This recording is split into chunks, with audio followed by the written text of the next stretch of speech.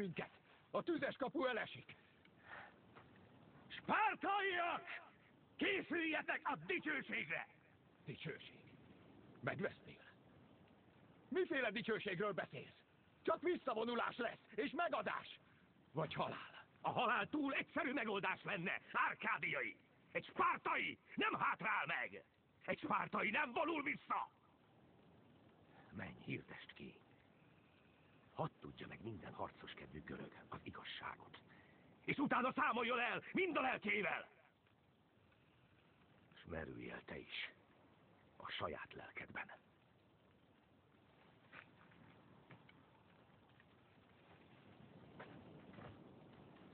Az embereim velem jönnek.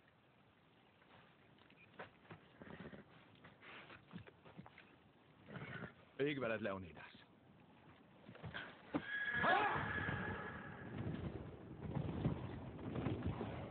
Gyermekeim! Gyermekeim!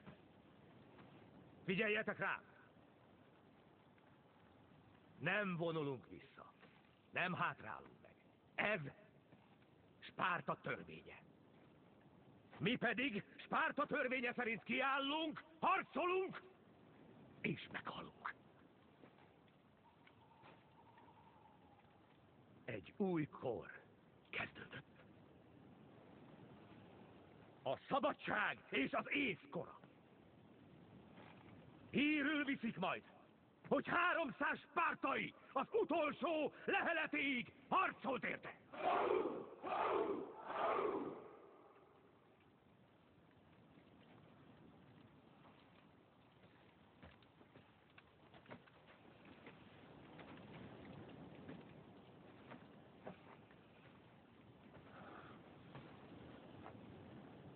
Barátom.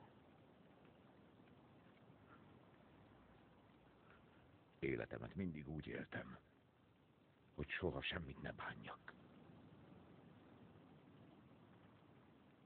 Nem bánom azt, hogy a fiam életét áldozta hazájáért. Csak azt, hogy nem mondtam meg neki, őt szeretem a legjobban. Hogy büszke vagyok a fiamra. Hogy ő volt minden, ami bennem jó.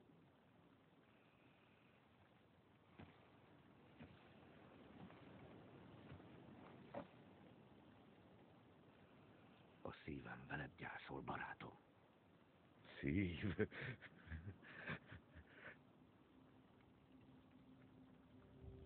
Az én szívem csordultig van.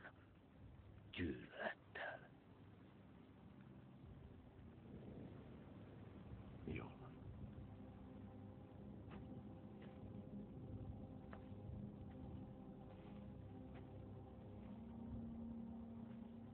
Déliusz.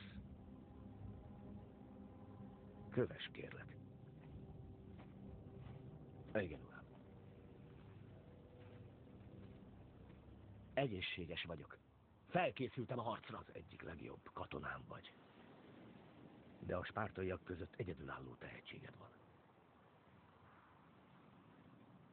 Te viszed a tanács elé végső parancsaimat. Meséld el történetünket. Légy hatásos. A görögöknek tudniuk kell, mi történt itt. Lesz mit mesélned, barátom. A győzelemről. Győzelem? Igen, uram.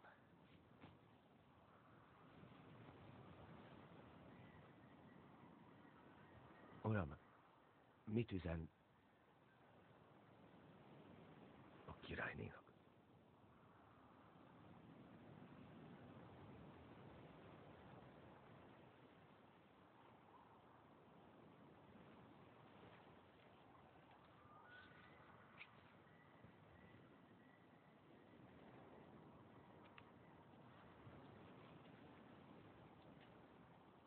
Ehhez nem kellenek szavak.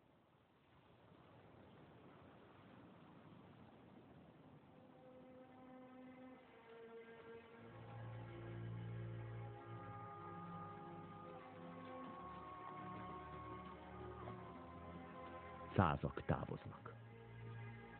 egy maroknyian maradnak.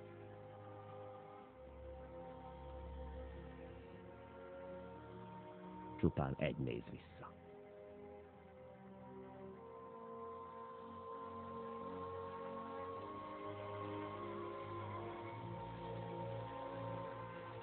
Spártaiak! Hőségesen reggelizzetek meg! Mert ma éjjel a pokolban vacsorázunk!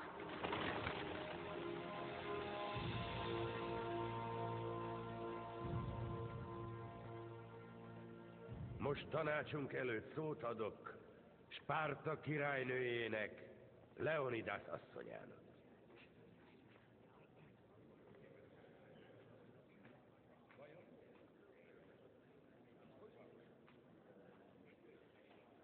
Mit akarhat itt? Mit számít?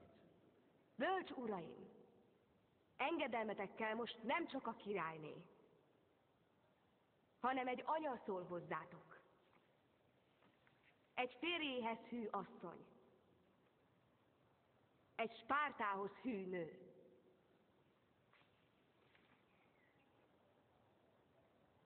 Alázattal fordulok tanácshoz. Nem Leonidást képviselem. Az ő tettei hangosabbak szavaimnál. Azokat képviselem, kiknek a hangja nem hallható. Anyák, apák, lányaik és fiaik. 300 család vérét áldozzuk szabadságunkért. Az eszméért, mire ez a tanács épült. Hadban állunk, uraim! Ha nem bocsátjuk királyunk rendelkezésére seregünket, nem csak a saját, de gyerekeink élete a tét. Meg kell tennünk, hogy megvédjük szabadságunkat. A jog hazáját. Hogy rend és törvény uralkodjék. Ez diktálja a józanész. De mindenek előtt azért, hogy reményt hozzon. Reményt, hogy a királyhada nem vészel a történelem homályában. Hogy bátorságok összekovácsolhat minket. S tetteik erőt adhatnak nekünk. Döntésetekkel ma előttük tisztelektek. Meg kell menteni a király.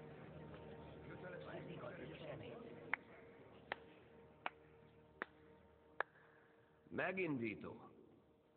Felkavaró. Szenvedélyes. De sajnos mit sem változtat azon, hogy az urad háborút robbantott ki. Nem igaz! Xerxész folytatta a háborút, amit az apja Dareios robbantott ki. A perzsák nem nyugszanak, míg romba nem döntik országunkat, míg el nem pusztítanak. A bölcsek nem szorulnak történelemleckére, királyné. Nos, melyik leckét ismételjük át? Úgy tűnik, elfelejtetted mit?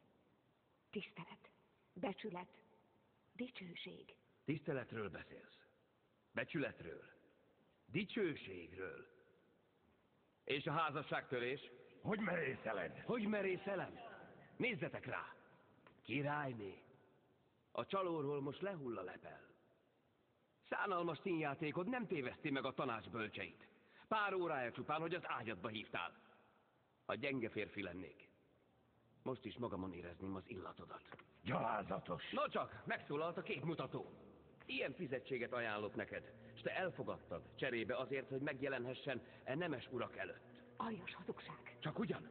Tudomásomra jutott, hogy ezt a férfit a királyi hálóba hívtad. Az ágyadban fogadtad, ahol engem is oly hevesen győzködtél. Megdöbbentek? Ez a nő a testével kereskedik, míg férje a távolban háborút szít és anarchiát. Nehéz lenne ezt finom szavakkal illetni, drága Szaja királyné.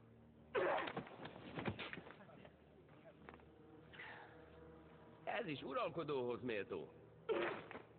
Távolítsák el, mielőtt tovább fertőz becstelen trükkjeivel. Nem érdemli meg, hogy királynéként tekintsünk rá.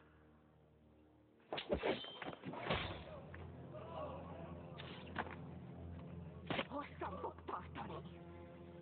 Nem fogod élvezni. Nem vagyok a királyné.